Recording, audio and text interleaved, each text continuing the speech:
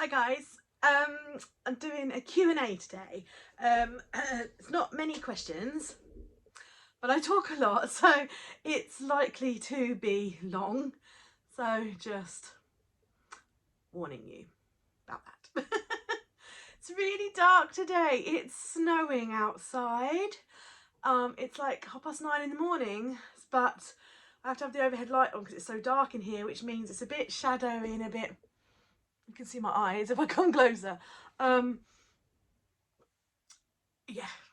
I'm so excited. I hope it settles. I don't think it's going to because it was raining like first thing this morning, so the ground's really wet, but the kids are really excited. John's just taken the kids out. It's John's work day today. Sorry, no, scratch that. It's my work day today. John doesn't work Fridays. He does childcare Fridays, and Friday is my day for working. So there's not many questions. So there's 3 questions I'm going to answer. And I'm going to be 100% honest with you guys. There are parts of this that I feel might be a little bit of a downer, but I do feel that it is important to be honest. I always try and be as honest and transparent as possible, because that's what I believe in. But not everybody always likes to hear honesty. It's like that song. I always think of the song by Paloma Faith. Do you want the truth or do you want something beautiful? I absolutely adore that lyric. I think it's a perfect lyric. So anyway, I'm going to be truthful and honest. So first question is, how do you feel differently from when you started Mrs Brimbles from then and now? She's put in there as an artist, so I'm presuming she means my art style, but I'm actually going to talk on the whole how I feel about Mrs Brimbles, the business, from then and now, as well, because I feel like it will probably make a lot of sense to you guys to talk about it. So when I started Mrs Brimbles, which I can't even remember when, I think it was 9 years ago now, 9 years this year, I think it was April time. I will look. 9 years, good God. I had long been made redundant. I took voluntary redundancy, and I started this, whatever this had become, and we didn't have children.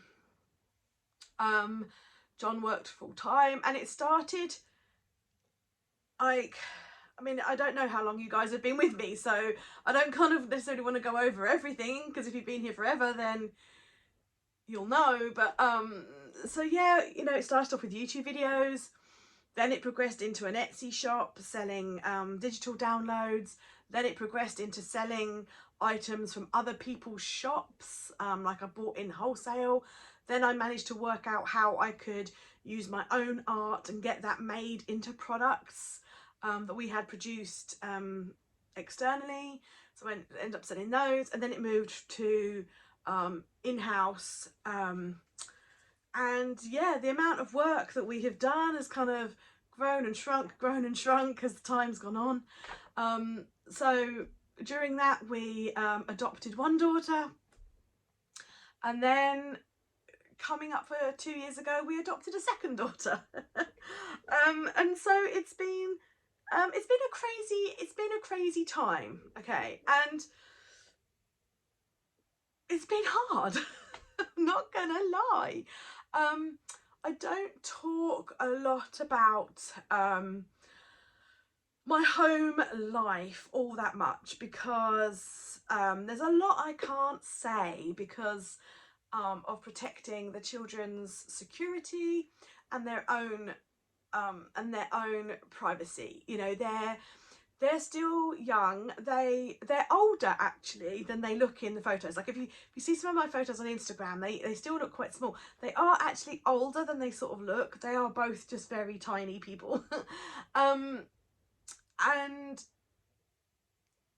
yeah, I don't sort of share that much about them, but they have a massive impact on I say our because John helps. When I say he does more than help, he does a lot. He does a lot.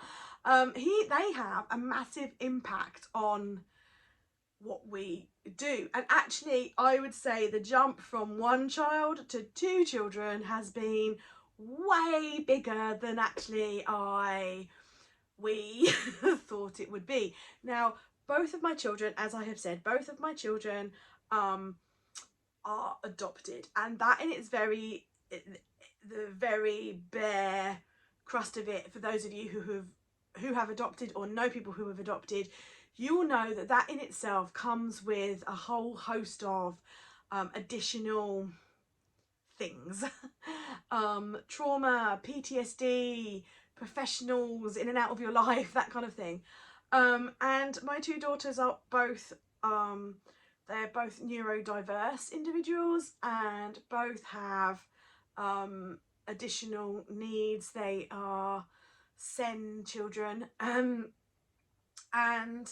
we made the decision, which was backed by my eldest daughter before we had one. We made the decision to home educate because a school environment did not work for her. She used to go to preschool. It didn't work for her at all due to very many things that are going on. It didn't work for her, and we made the decision to home educate, which was backed by our social workers. But like fast forward to now, obviously she's getting older, we now have a second child. That takes up a lot of time and my mental capacity. Energy is what it all boils down to. So Monday to Thursday I am a full-time mum, full-time home educator, okay, and I only work on a Friday in the daytime. I work in the evenings when I can, okay, but running around after those two in the day leaves me quite depleted in the evening. So some children like can have free play, unstructured time, and that totally works for their family. My children, not massively. My children need a lot more structure, a lot more influence, and a lot more of me time to keep everything regulated. So it does require a lot of me during the day. My youngest gets up at 5:30. My eldest doesn't sleep in night. But anyway, so it is what it is, you know.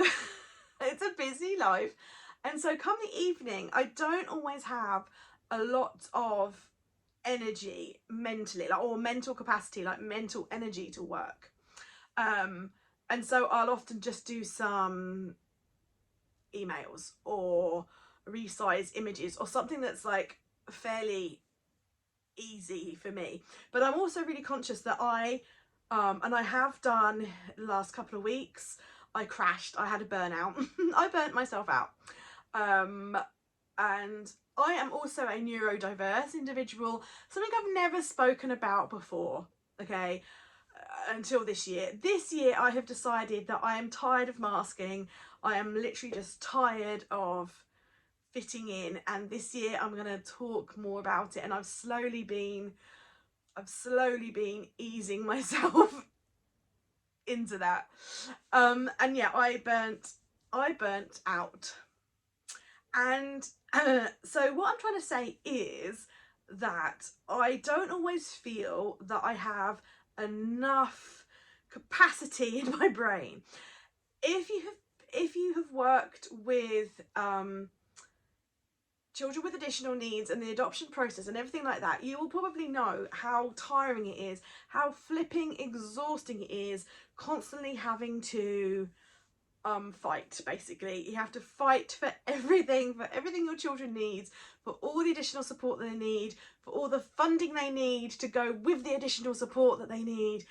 All of that process, it is blooming exhausting in itself. Filling out forms and talking to professionals doesn't sound like it would be exhausting, but it is. I think it is. Like, and from other like forums that I'm in where people go through the same thing, like constantly having to fight for ECHPs, it's exhausting. It's exhausting, and it does kind of like leave me quite depleted.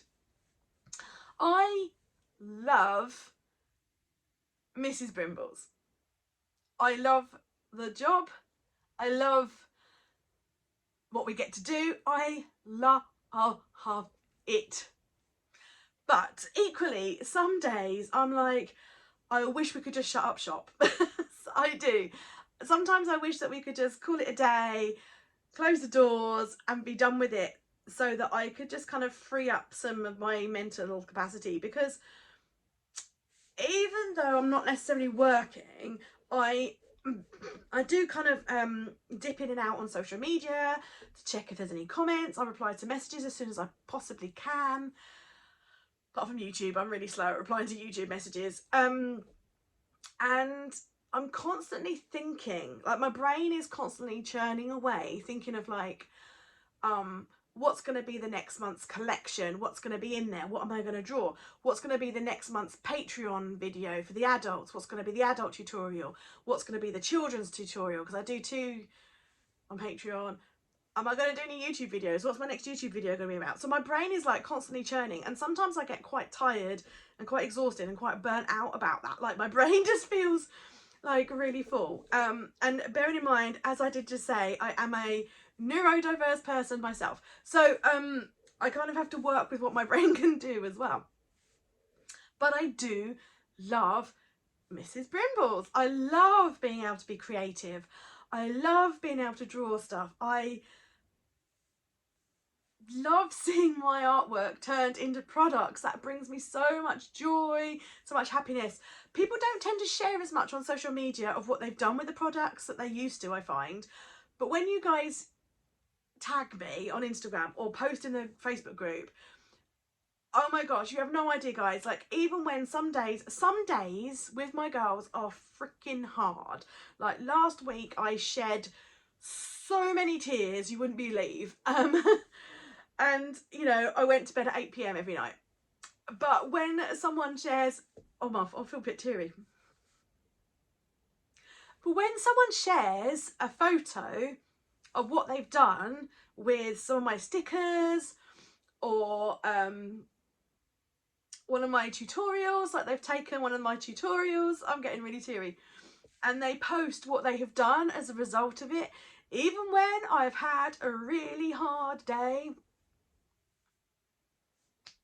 it just makes me so happy.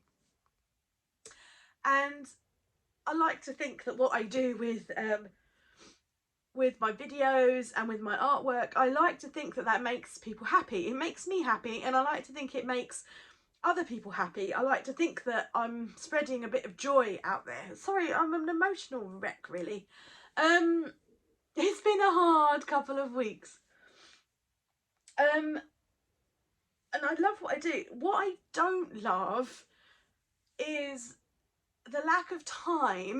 The lack of time mixed with energy and capacity that I have in which to work on the business. I feel like I'm always behind. I feel like I'm always firefighting. I have so many ideas, guys.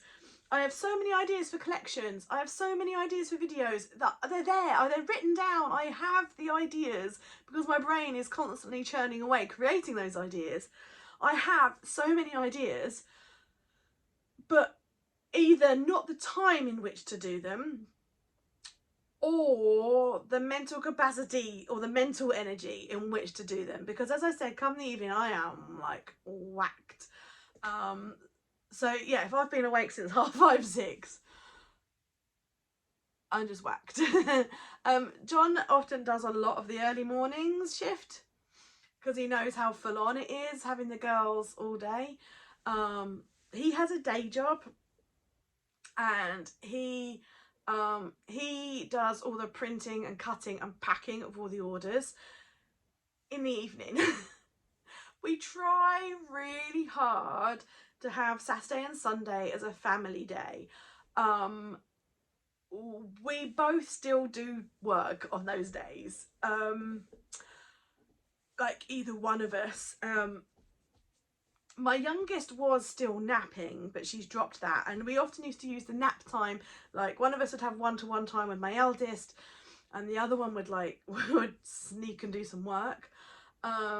That hasn't really happened lately, but we are trying to have more, trying to make Saturdays and Sundays family days and rest days, because we are finding ourselves burnt out.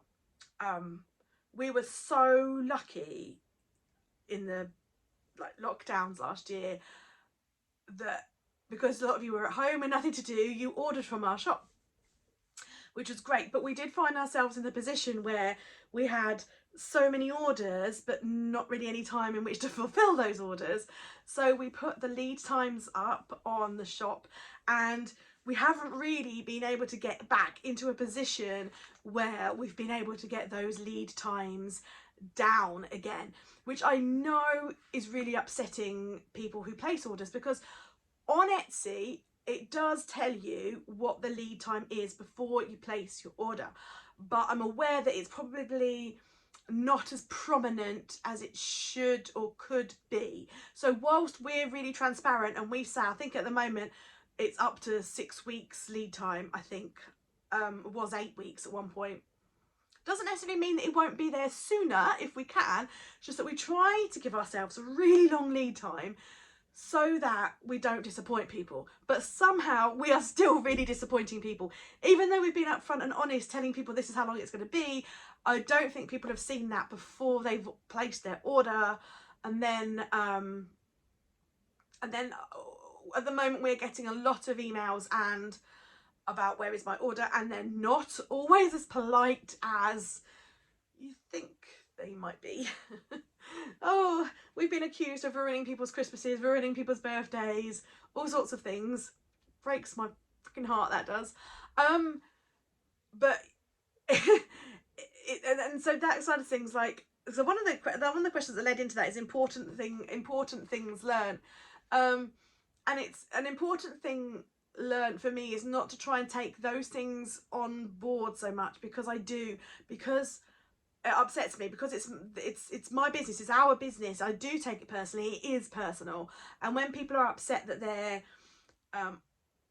orders have taken 6 weeks to be sent out, even though we said it would be 6 weeks, they get upset with me, and that really upsets me, and I take it on board. So I'm trying really hard not to take it on board quite so much and get so upset by it. We've also had a lot of trouble in this past year with delivery. Royal Mail, I am sure, hate it as much as we do. That, you know, at the end of the day, we are living in a pandemic. We have had Brexit and shipping delays. You know, there have been massive areas in the country where there's been shortages and delays and all that kind of thing. But customers want the stuff that they've ordered. Even though we've sent it, we always have proof of sending. Even though we've sent the stuff, it's gone missing or really delayed, and obviously customers are getting upset with that and everything, and it's been quite hard as a business because we have to bear the brunt of that. So we have to resend the order, which costs us money even though we've already sent it, and that kind of stuff, which is really annoying. And if you've ever claimed for Royal Mail through Royal Mail, it takes forever. In itself, just claiming for a lost parcel takes forever, and yeah, it's just a nightmare. So so I have very mixed feelings. I love being an artist and creating stuff. I don't love the lack of time that I have to work on the business. I feel like I'm constantly letting everybody down. I did say about sometimes I feel like I could just shut the doors, but we cannot, because what Mrs Brimbles earns pays for our food. It literally puts the meals on our table, guys. No, I'm not exaggerating. It literally does. So if I didn't work at Mrs Brimbles, I would need to go and get another job somewhere else. You know, I'd either have to go and work at Tesco's or cleaning job, because I don't think there'd be many jobs that I could get, you know, that would just be evenings or weekends or whatever. Like I used to work in HR, but obviously I wouldn't be able to get a HR job on like a day a week. So I used to work at Tesco's, so I could go back to Tesco's. So yeah, if I didn't do Mrs Brimbles, I would have to work. So like closing it isn't an option, and I don't want to close it. Some days I think I do, but I don't really. Yeah, I do love it, and I feel that my art has grown a lot. I mean, like, I never used to think I had a style. For a long time I never used to think I have a style, and now I look back and I'm like, I can see my style. I used to, at some point I went through a stage of watercolouring, painting in all my illustrations, and then I changed back to doing it digitally. I'd hand draw all of my own stuff in a sketchbook with a pencil, then go over it with a pen. I'd love to have an iPad.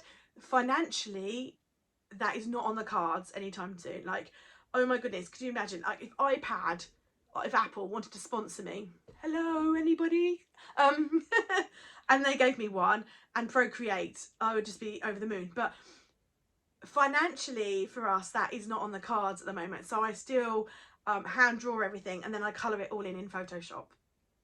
And I like that because it's more consistent in the printing process. Like, it gives a much even colour and everything, and I just really like it, and I think that has helped to define my style. Like, I feel like I've got quite a clear style now. I feel like my characters, you could look at one of my drawings and be like, oh, that's Anna's, like, that's an Anna one, that's you know, I feel like I feel like they're sort of like, is it cohesion maybe? It's a bit more cohesive, I don't know. But I feel like you can sort of see my style. I started out doing videos, very sort of mixed media-y, a lot of like collage and stuff, and I still tend to do that a bit more on the Patreon videos. I don't know where I was going with that then. But yeah, so I still love very much the creative side of the business. You know, my love for that hasn't changed. I love being able to draw and create and all that jazz. I love that. I just don't really like the business. I would love to be able to employ an admin assistant. That is what I would love. That they could handle all the business stuff. I mean, John handles all the accounts because I'm rubbish at it. If I could like get someone to do all the emails or the business side, I would love that. Because I don't enjoy that. I enjoy doing the arting.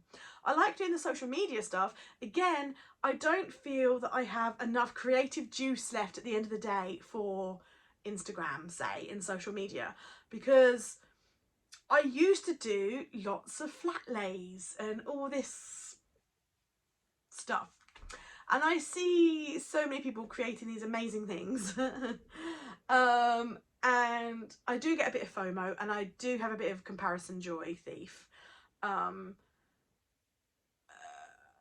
equally, I have to keep reminding myself that the people that I see posting all these amazing things, they either don't have children or their children go to school, so they have like, if my children went to school, I'd have a lot more capacity up here for doing stuff. And I know I had someone criticize me once on my YouTube for saying that about like moaning about not having enough time, when someone was saying that, like, how can you say that when some people work full time and have 4 children and go do an evening course for themselves and all that kind of stuff, you know, how can you say that? And I'm like, well, everybody walks a different path, and as I've said, that person who criticised me may not be neurodiverse like I am. They may not struggle with some of their brain capacity like I do. They may not have children with additional needs. So I'm basically a full-time in the day. I do have a full-time job in the day. I do, because I am a full-time teacher, basically. And teachers of you will know that your job as a teacher doesn't stop when the children walk out the door at 3 o'clock. You have marking to do, you have prep work for the next day. Excuse me. So that's what I do in the evenings. A lot of the time I will be at the computer printing out worksheets or resources or materials or whatever for our activities the next day. Because teachers know that that's what you've got to do, right? And I still have to run the house as well, so it's, as does everybody, you know, like, so yeah, it's just for me, I feel like a bit of a juggling act. I realise I'm rambling now, but so I hope I've made the point that I do love the work, I love the actual creative side, I just struggle with the business side and really wish that I had more time to work on the business, basically. And because I'd love to do great things with it, I have so many ideas and dreams, and I'd love to be able to have, like, I'd love for us to be able to own a space where we could have a studio space where people could come in and do art and art workshops. We could get guest speakers in to do, you know, to do different art workshops and craft workshops. I'd love that, and I'd love to have a physical shop attached to that. And you know, there are so many different collections I'd like to do and products I'd like to do, but also I don't really have like, literally what we earn goes back into the family, paying for our food and for like my children's home ed groups or materials for that or what have you, you know.